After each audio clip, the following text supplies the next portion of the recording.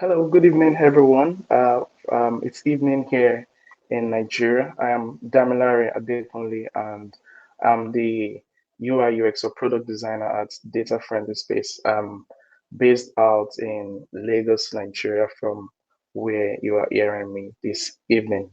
And this evening, I want to appreciate Rory and the UXDX team for the opportunity to be speaking here this evening because this is my first time and I appreciate the opportunity. So this evening I'll be talking about mastering the market, innovative strategies for identifying user needs, and so if you check my slides, securing market dominance, no, creating significant impact, and you're going to know the reason for that shortly. So I at DFS, that's data friendly space where I am the product designer. Our mission is that we provide digital tools and actionable data for social impact organizations to get things done. So what we do is we make available tools, and also we deal a lot with data, and that's for social impact organizations to get things done. We believe that there's too much on the hands of social impact organizations, and we want to take that out of their hands. We want to help them solve the tools problem and the data problem so that they can focus on humanitarian actions. So some of our partners include the UNDP, that's the United Nations Development Program, the UNHCR, the IFRC, as an International Federation of the Red Cross, then the USAID, OCHA, and a lot more. In the humanitarian field, a measure of a product's success is not in profit, but impact on the society. And because we focus on impact and not profit, it affects how we, how we start our product, how we go on through the product's life cycle. So let's take on that journey of discovery and innovation in the humanitarian sector. So one of our standout products is Deep. So Deep is it was a platform that was developed as a response to the challenges faced in humanitarian responders in tracking, translating, storing, verifying, and sharing critical data when there's a disaster. What, in a nutshell, what that means is for humanitarian actors to take or carry out action, they need they need credible data, they need proper data at the right time to be able to know how to come the in the case of a disaster or a humanitarian crisis. So that's where deep came in, and deep stands for data entry and exploration platform. How did deep come to be? So deep came as a result of the Nepal 2015 earthquake.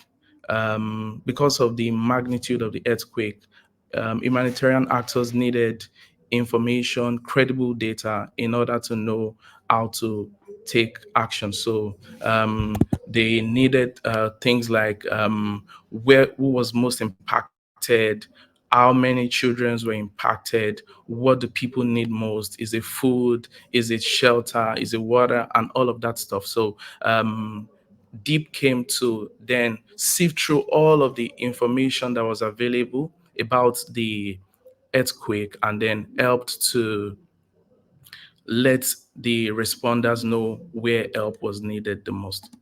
And so it's a platform designed to centralize, accelerate, and strengthen interagency response to humanitarian crisis. Because in humanitarian crisis, you find out that what is most needed is always interagency response. So you see UNICEF coming in for the children, you see other agencies coming in for whatever this represents. So Deep was that platform where everybody could collaborate, get actionable data, and sweep right into action.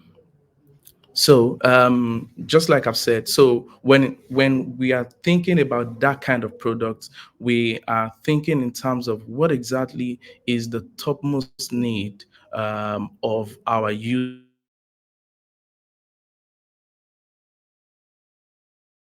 what exactly is their their topmost need is accurate and credible information as fast as possible.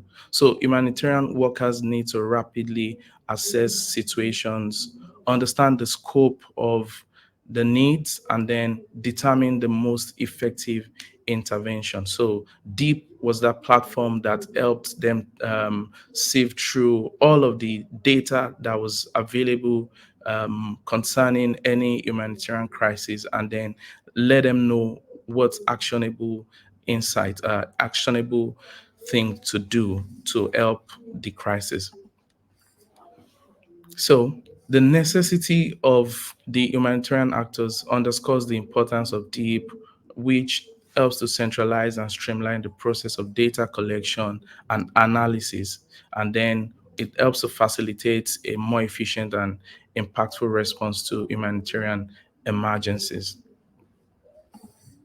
So, having said all of that, how does that affect how we carry out design at DFS? Because we know that we are dealing with human lives, and our response or our tool, the tool that we provide, affects the response that people get in critical times. We often have empathy at the core of our design. So we infuse empathy into our UI UX design process to create impactful and compassionate solution. So, empathy stands as the strategy in identifying our users' needs. So, the topmost strategy that we employ to identify our user need is empathy. So, we try to deeply understand and share the feelings of our users, and then we are able to uncover their true needs. So, we know, for example, that in an emergency scenario, which is the scenario where we are always trying to help. We know that speed is of utmost importance. So our platform is built with that in mind. We know that credible information is important. So we also put in steps. So we put in steps for information to come into the platform. We allow the users of the platform to let other users know how credible the information is. So we have a scale, for example, where people can let others know how credible the information is. Beyond that, we also have other steps that allow for quality assurance of whatever analysis has been made, because for us it's not just bring in information and then take information out, because whatever people do on that seemingly internet-based platforms goes on to affect people in real time, and it's always people who are in their need of people. It's always people who are in their need of assistance. So moving on, so this is a quote from me based on what we do at DFS. For us, empathy is not just a buzzword; it's actually at the core of our design decisions. So, use case.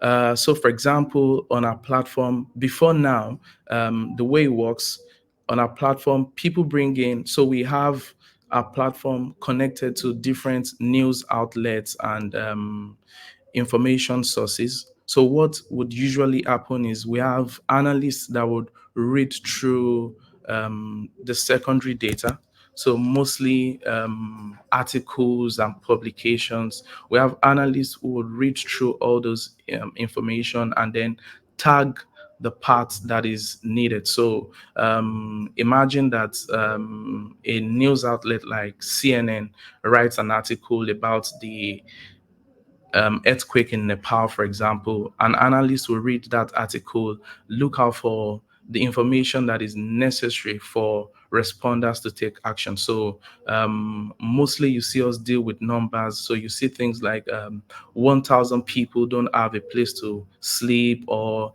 10,000 people don't have food to eat. So our users, our analysts will tag that information, put it in a category, and then at the end of the day, give a summary of. So we do that across different news and articles. So we are able to get to the point of what action is needed and where and how severe. But over time, we found out that in a crisis scenario, it took our analysts time to read through thousands of articles. So what we did was to then bring in assisted tagging. So what we did was to infuse artificial intelligence and natural language processing into the system. And what that did was, instead of the analyst to read through 1,000 articles, the natural language processing was going to do that and then make suggestions for the analyst. So we significantly reduced the time that the analyst needed to go through the articles that were available in order to make actionable, to carry out action.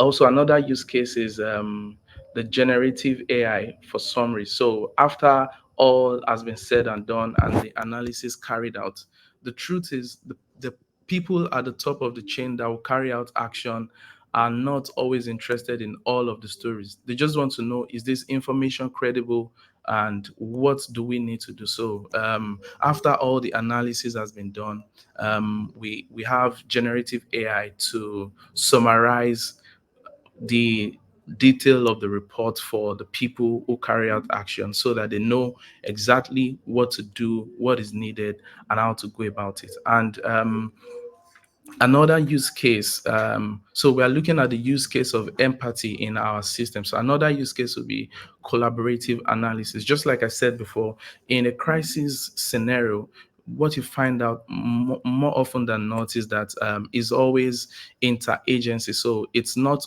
always only one agency that needs to step in. So because of that, we had to build into the platform the ability for agencies to collaborate on analysis, on reports, and all that, so that action can be carried out. Because in in our world, in the world of in the humanitarian world, what we are out for is action carried out to the people who need help, and that action as soon as possible. So um, those are some use cases of how empathy affects the way we carry out our design.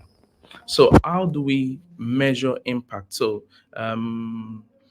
since we're not making money or profit from our systems and our products, we measure impact by how much agencies are able to carry out action, and how much people who need help get the help that they need. So, and one of the things that has stood out for us is how we've been able to significantly help agencies and organizations collaborate, because that's such a big deal.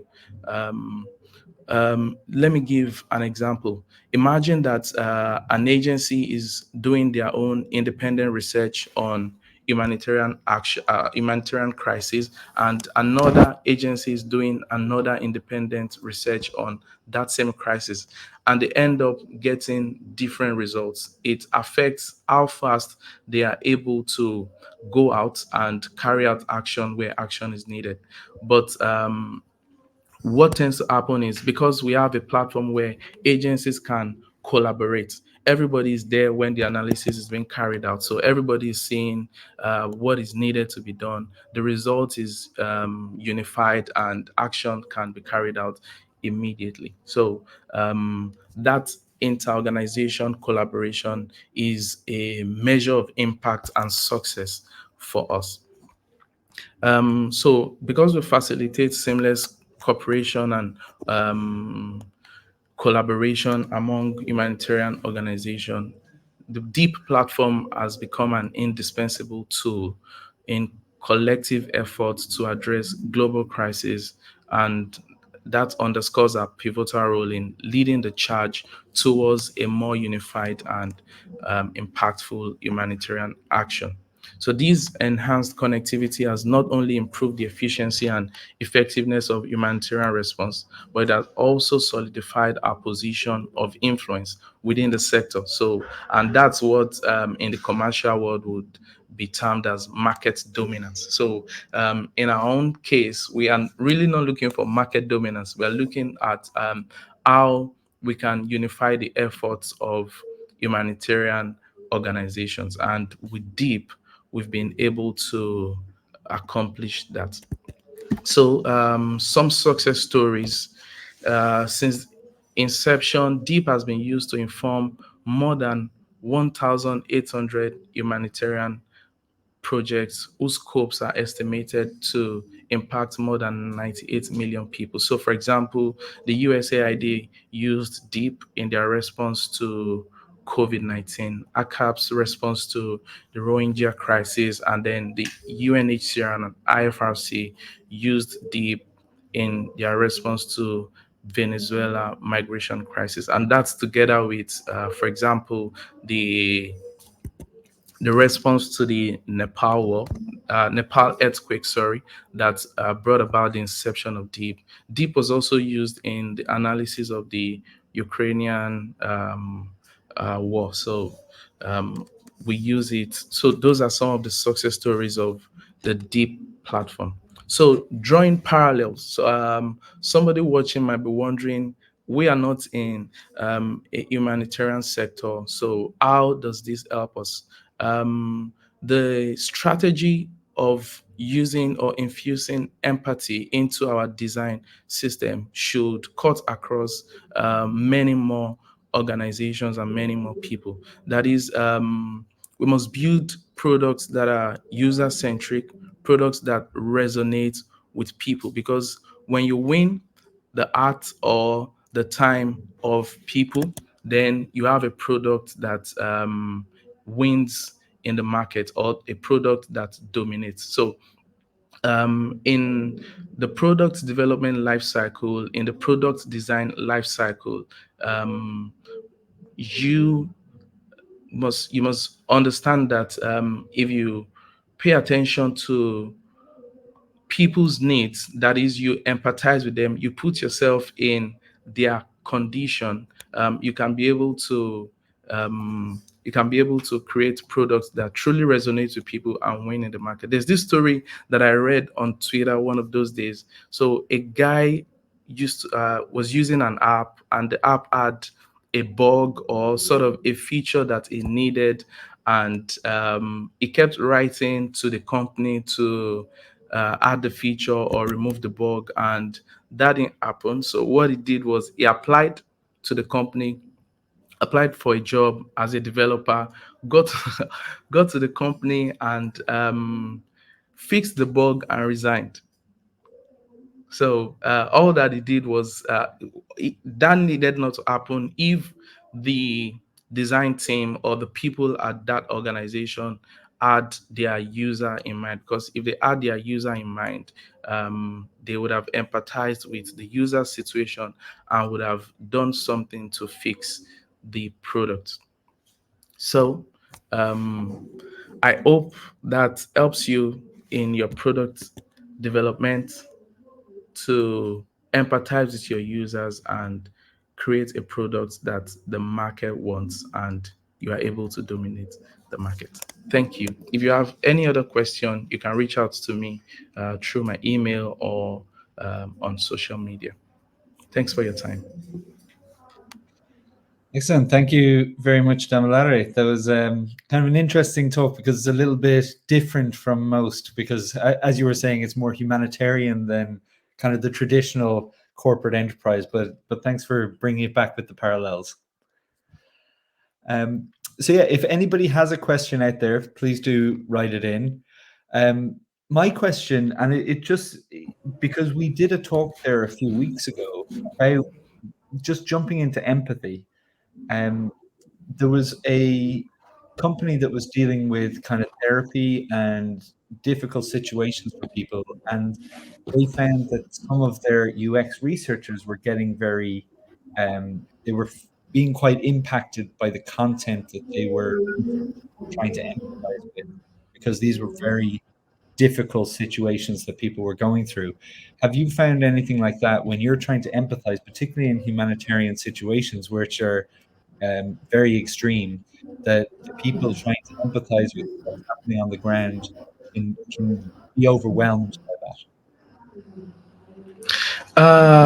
Well, yes, it can be overwhelming, empathizing, but we always put in mind that if we empathize with them, we have the solution. So by coming in contact with what they are feeling, what they are going through, we know that the better we are able to do that, we are not just empathizing to sympathize. To it's empathy, not sympathy. We are feeling what they are feeling because we want to provide a solution. So that's always at the back of our mind as we empathize. So yeah, sometimes when you read reports and you hear things that happen, it gets to you, but you know that your response to that should be to create a product that can help alleviate people and help them to get the help that and assistance that they need.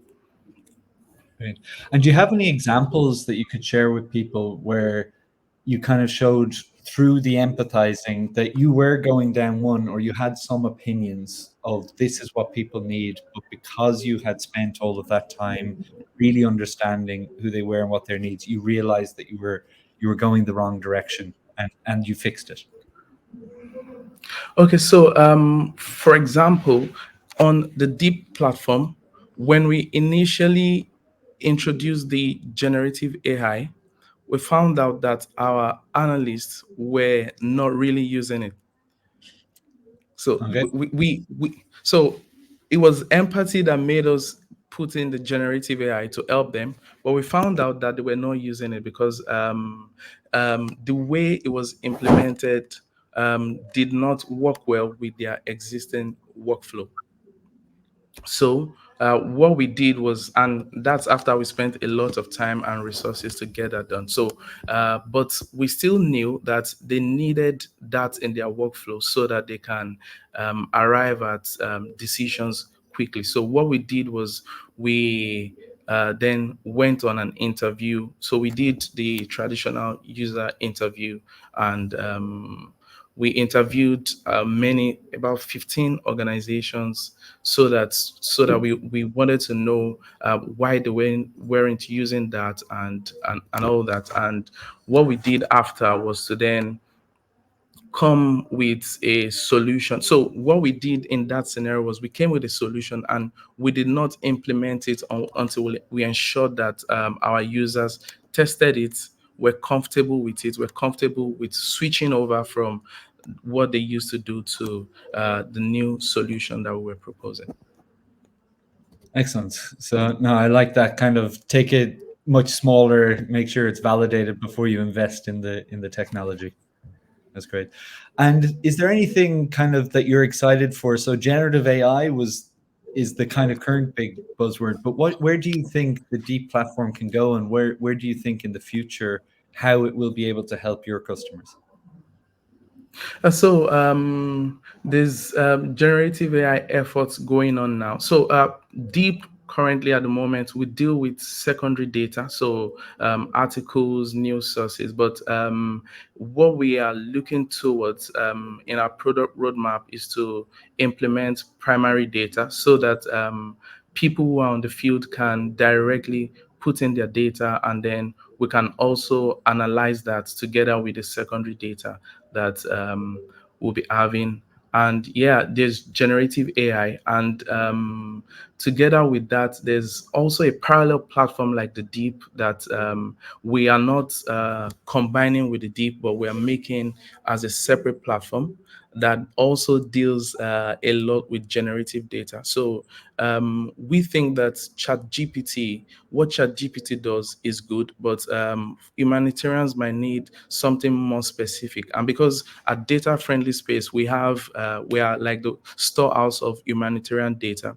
We have models that we are now training on the data that we have that can help humanitarian responders to get to the point of the information that they need. Excellent. That sounds really good. I love the primary moving from secondary to primary, because that's going to that would make a world of difference, I'm sure. Yeah. But yeah, I think that brings us almost to time. Just see if there's any more questions come in. No. So we're getting a lot of love and applause on YouTube for you, Damilare. So obviously there's people out there who enjoyed the talk. So thank you once again for sharing your insights. Thank you. Thanks for having me. It's been a pleasure being on the platform with you.